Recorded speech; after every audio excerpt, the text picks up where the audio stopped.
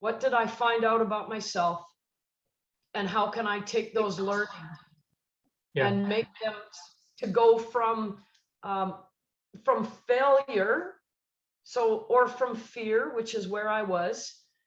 How do we move from fear to fierce? Yeah. How do we move from failure to the top of the podium? And when I'm talking about the podium, yes, there's a podium in sport, but there's also a podium called the podium of life. Mm-hmm. And that became my mission. I want to take that failure, that flop, that choke, that underperformance on the biggest day, the biggest stage of my life, and figure out what can I do with that.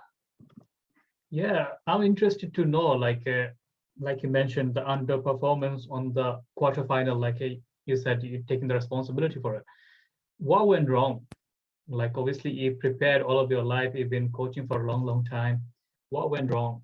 Is that like a mindset or like a strategy or like something is out of control of yourself?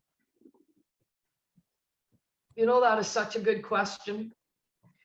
And at the time when it was happening, all I could tell you was I knew deep in my soul that it was happening. I could feel it. Mm-hmm. I could feel the momentum starting to change. I could just feel things starting to go downhill, right? I could sense it. I could feel it. And I think what happened for me was sport teaches us to be fake. Yeah. Sport, there's another F word, fake. Sport teaches us to never feel fear. There's two more F words, fear and feel. And so I knew all of this was going on. I could feel it. I saw it out here. I saw it with our athletes. I could feel it with our staff. I could feel it along the bench with the players that were sitting there.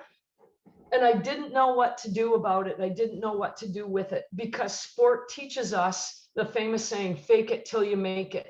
Yeah. And fake it means avoid your fear and hide from your feelings. Mm-hmm. So what I think went wrong was I just didn't know what to do with my fear, with my feelings, with these knowing that the ship was sinking, not knowing what to say, because we all put on a brave face. That's what sport teaches us. And when I look back on it, I don't think I had the tools to do anything about it. So I just sat in my fear, but pretended I wasn't fearful. Well, what a ridiculous coping mechanism. That's ridiculous, but it's all I had.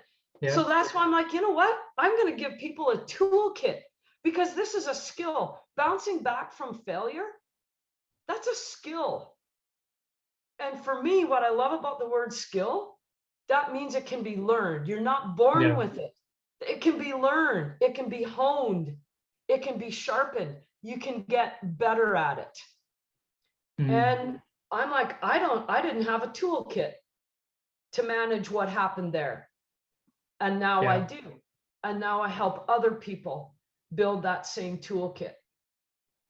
Yeah, so those who are listening, probably not many of them played professionally, like a sports-wise. So playing professional and like playing here and there is a completely different thing, because the way it works, like you have to have a coach and everyone. So why do you think it's your responsibility losing on a quarterfinal, not with the athletes?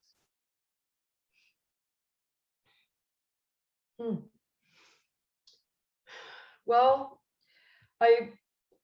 number one, I think if we're ever going to bounce back from failure, you can never bounce back and rise from failure unless you take responsibility for your part.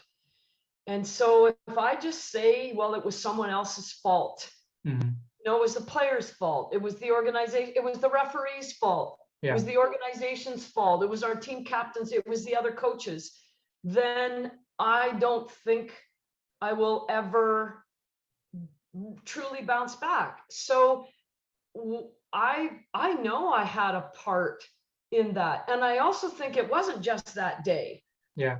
right? I mean, this is all a buildup. When for any of us in life, when we have a failure, there was usually a buildup to it. Like there was something coming that we didn't handle sooner. Mhm. So I do think I want to, I don't have to, I want to take responsibility for my peace, because that's the only way that I can heal. Yeah. That's the only way that I can rise, is taking responsibility. We all had a part in it, but I take responsibility for my part. Yeah, I totally agree with that, because now like if I own them responsibilities and my own uh some kind of failure or whatever, then I can improve myself. Otherwise, oh, that's a referee's fault, or the event went well, or this is the at least supposed to be doing, I instructed and they didn't do. Then it's like you don't grow yourself, like you don't improve yourself. You're like, no, they're gonna fix it because that's their problem. So the good, it's a great way, like you thinking, like owning your fault, or even though it's not my fault, still thinking of it. So you're making an improvement on myself, which leads to like get to the topic of ours, fear to fears. So tell us, our audience, what do you mean by fear to fears? How do you see it? Well, I chose that title intentionally because I think that most of us, Yeah. maybe not all, most of us, doesn't matter if we're athletes or not, we all have fears, but we don't know what to do about them, Mhm. and they actually become inconvenient, and we just get good at avoiding them. Yeah. Pretending, or I use the word hiding. And when I look back on what happened for me at the Olympics, and then I just look back on life in general, in athletes in general, I'm like, how in the world can we ever reach the top of our podium, whether it's a podium in sport or whether it's the podium of our life, if we can't be real with Yeah. ourselves? Like, how are we supposed to become emotionally intelligent if we're hiding and avoiding fears and feelings because they're inconvenient? I know for sure that when I went back in and I self-reflected, Yeah. now I'm like, oh, now I know why people don't want to do that. It's humbling. Like, Yeah.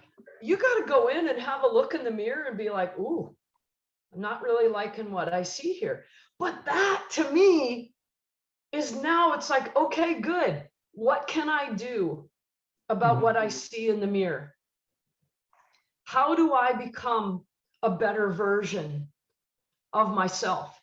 And so what I help people that join my program, it's called Fear to Fierce, is I tell them right off the bat, like, we're going to speak the truth in here. Yeah. We're going to do heart work. Why heart work? Because that's where the truth is, and the truth will set you free. So I teach people it is perfectly normal to be fearful. It's a feeling. Yeah. They're called feelings because we're supposed to feel them. Hello? We are human. So let's talk about it. Yeah. Let's put it on the table, and let's build a toolkit to manage that fear so that we can show up in the world with courage and become fierce. So I help them shift. It's perfectly normal to be fearful, nervous, anxious in life, in sport, in relationships, at work.